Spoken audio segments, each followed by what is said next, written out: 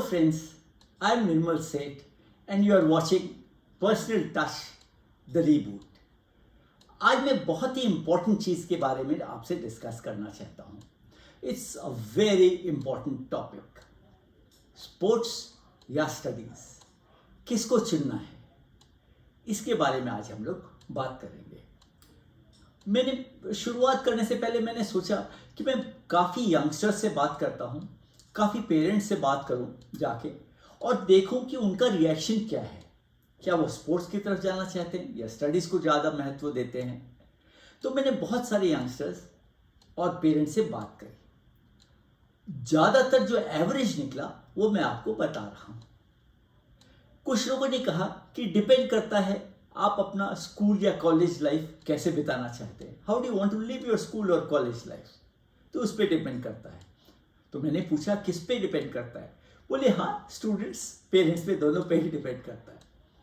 कुछ पेरेंट्स ने, थोड़े जो फॉरवर्ड लुकिंग पेरेंट्स थे, उन्होंने मुझसे कहा कि there are two different ways of living life, just choose one and be happy with it. एक चूज कर लीजिए और खुश रहिए. मैंने कहा बहुत बढ़िया, आप तो बीच का रास्ता लेना चाह रहे हैं. कुछ और लोगों ने मुझसे कहा कि studies and sports should be in proportionate quantities, आधा स्टडी आधा स्पोर्ट्स. या काफ़ी और पेरेंट्स ने भी कहा मुझसे कि स्पोर्ट्स पे ज़रूर ध्यान देना चाहिए, बहुत इंपॉर्टेंट है, बट स्टडीज़ भी बहुत इंपॉर्टेंट है. तो 50-50.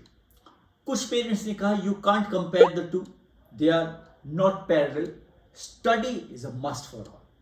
तो उन पेरेंट्स ने स्टडीज़ को ज़्यादा इंपॉर्टेंस दी.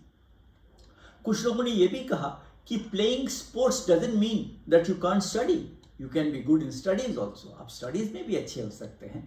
अगर आप स्पोर्ट्स में अच्छे हैं, स्टडीज़ में भी अच्छे हो सकते हैं. स्टडीज़ में अच्छे हैं तो स्पोर्ट्स में भी अच्छे हो सकते हैं. तो मिले जुले जवाब मुझे मिले. And we are in India. Even if you consider sports as a profession, still you get enough time to study. ऐसा तो नहीं है कि आप स्पोर्ट्स खेल रहे हैं और स्टडीज़ के लिए टाइम नहीं मिलता है. बहुत लोगों ने कहा, बहुत कॉलेज स्टूडेंट्स, स्कूल स्टूडेंट्स ने मुझसे कहा सर टाइम बहुत मिलता है. ऐसा नहीं है, ये मेंटल ब्लॉक है कि अगर स्पोर्ट्स खेलेंगे तो टाइम नहीं मिलेगा. अब होता क्या है, जो स्पोर्ट्स पर्सन या स्पोर्ट्स वुमेन या मैन कह लें आप, स्पोर्ट्स पर्सन्स थोड़ा काफ़ी पॉपुलर होते हैं लोगों में. अपने फ्रेंड्स में उनके बहुत लंबा चौड़ा सोशल ग्रुप होता है, टीम मेंबर्स होते हैं और पूरे साल उस दौरान में वो काफ़ी पॉपुलर रहते हैं. जबकि थोड़ा जो स्टूडियस टाइप के होते हैं वो थोड़ा सा अकेले रहते हैं और इतना लंबा चौड़ा उनका सोशल सर्कल नहीं होता है. स्पोर्ट्स वालों का सोशल सर्कल ज़रा ज़्यादा होता है. और स्पोर्ट्स में टीम वर्क की बहुत ज़रूरत होती है, जो कि शायद स्टडीज़ में इतनी ज़्यादा शायद ज़रूरत ना होती हो. हालांकि फिर भी कई लोगों ने मुझसे कहा है हम लोग ग्रुप स्टडी करते हैं और टीम वर्क वहाँ भी होती है. मैंने पूछा कैसे टीम वर्क होती है वहाँ. बोले कि हम लोग क्या करते हैं, सपोज चार्टर्ड अकाउंटेंट है और एक एक टॉपिक ले लेते हैं 6-7 लोग और उसमें माहिर हो जाते हैं और वो दूसरों को पढ़ाता है. इस तरह से एक टीम वर्क हो जाता है और सारा सिलेबस कवर हो जाता है. मैंने कहा good luck, very very good idea. Studies में आप अकेले भी पढ़ सकते हैं. स्पोर्ट्स में टीम वर्क बहुत ज़्यादा होती है, बहुत इंपॉर्टेंट भी होती है. सो अगर आप if you are good in sports तो होता क्या है, बाकी टीम्स जो होती हैं दे रूट फॉर यू. तो आप बड़े पॉपुलर हो जाते हैं. अगर आप बहुत अच्छे होते हैं किसी एक पर्टिकुलर स्पोर्ट्स में तो अलग अलग टीम के लोग आपको चाहते हैं कि आप उनकी टीम में ज़रूर आए. स्पोर्ट्स में क्या होता है, फिजिकल प्रैक्टिस बहुत ज़रूरी होती है, काफ़ी ज़रूरी हो जाती है फिजिकल प्रैक्टिस. जबकि स्टडीज़ में इतनी फिजिकल प्रैक्टिस की ज़रूरत नहीं होती है. बट एक रिसर्च ने बोला है कि स्टडीज़ करने के बाद अगर आप एक्सरसाइज करते हैं तो आपकी मेमोरी जो है वो काफ़ी बूस्ट हो जाती है. It's a great study and research done by some people, some psychologist. इन स्पोर्ट्स में क्या और एक बात होती है, स्पोर्ट्स में अगर आपकी परफॉर्मेंस खराब है, आप थोड़ा सा फेल हो रहे हैं, आप क्रिकेट खेल रहे हैं, आपके स्कोर जा रहे हैं 10, 12, 13, 14, 5, 0, तो आपके जो फेलियर्स हैं वो आप उसको छुपा नहीं सकते अगर आप स्पोर्ट्स पर्सन हैं. वेयर इन स्टडीज़ में क्या होता है, अगर आप थोड़े से मार्क्स आपके कम भी आ जाते हैं तो आप उसको कंसील कर सकते हैं, आपको थोड़ा सा उसको छुपा भी सकते हैं। स्पोर्ट्स में आप अपनी परफॉर्मेंस कभी नहीं छुपा सकते हैं। Another important point is that sports may or may not get you a good job. हो सकता है आप स्पोर्ट्स में चलते रहें और आप मेडियोकर हैं, मिडिल टाइप हैं, तो आपको ज़रूरी नहीं कि बहुत अच्छी जॉब मिले न मिले। मैं ये नहीं कह रहा हूँ कि नहीं खेलना चाहिए स्पोर्ट्स, बट कोई ज़रूरी नहीं है कि स्पोर्ट्स खेलते रहेंगे तो बहुत ही बढ़िया जॉब मिल जाएगी।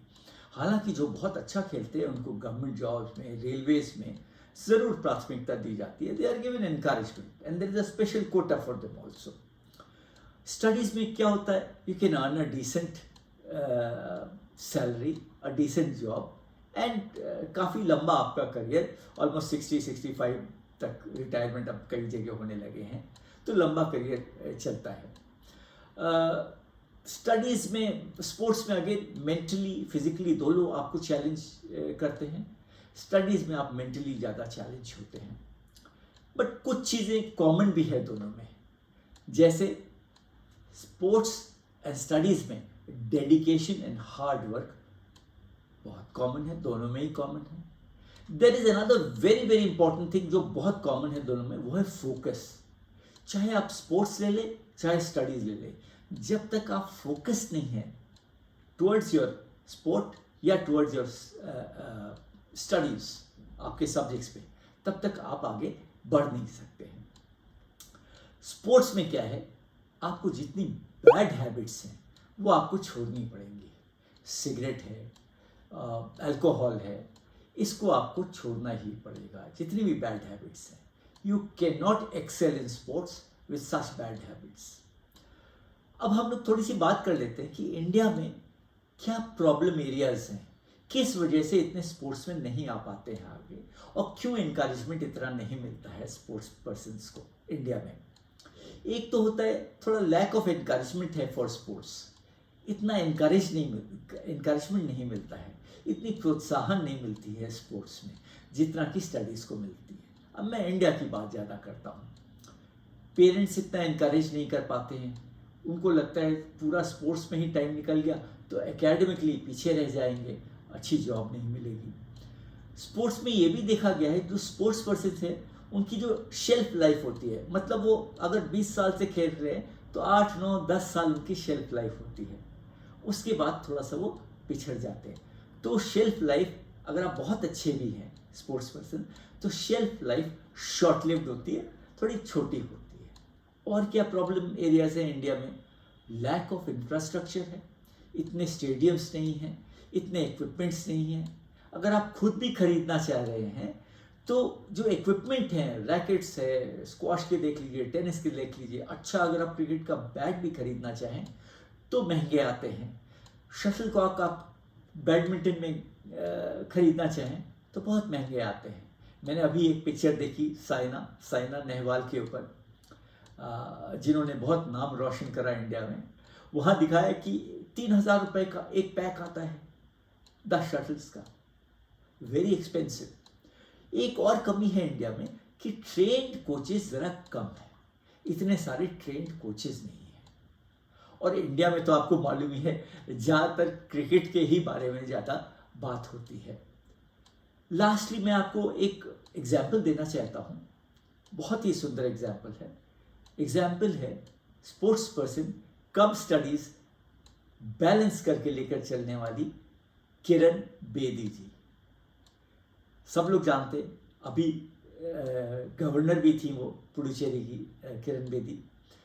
She was brilliant in both sports and studies, दोनों को बैलेंस करके चलती थी। And she is the first female to become an officer in the Indian police service, IPS में, and she started her career in 1972। और वो service में 35 साल रही और टेनिस भी खेलती रही, और बाद में उन्होंने वॉलंटरी रिटायरमेंट भी ले लिया। और आपको ये भी जानकर बहुत खुशी होगी that she was very good in tennis, and in 1966 वो national tennis junior champion India में रह चुकी है। बेमिसाल खिलाड़ी, बेमिसाल ब्यूरोक्रेट। सो कहने का तात्पर्य ये है कि आप दोनों को संभाल के बैलेंस करके भी आगे चल सकते हैं। अगर आपको लगता है कि आपको रमाकांत अचरेकर जी जैसा, जिन्होंने सचिन तेंदुलकर को इनकरेजमेंट दिया, उनमें पोटेंशियल देखा, टैलेंट देखा, बढ़ावा दिया, अगर ऐसा कोच मिलता है तो ज़रूर आप स्पोर्ट्स में आगे जाइए, बट एक बैलेंस करके दोनों चीज़ों को आगे बढ़ने में ही समझदारी है। I wish all of you the best of luck. सबसे बात करिए, पेरेंट्स से बात करिए, फ्रेंड से बात करिए, रिलेटिव से बात करिए, कोचेस से बात करिए और एक बैलेंस्ड लाइफ लेकर चलिए। I wish you all the best in life. Good luck. अगर आपको ये वीडियो अच्छा लगा तो इसको लाइक करिए, सब्सक्राइब करिए और शेयर करिए, अपने दोस्तों को बताइए, ताकि ऐसे ही इंसाइटफुल वीडियोस मैं आपके लिए लाता रहूं। Thank you so much.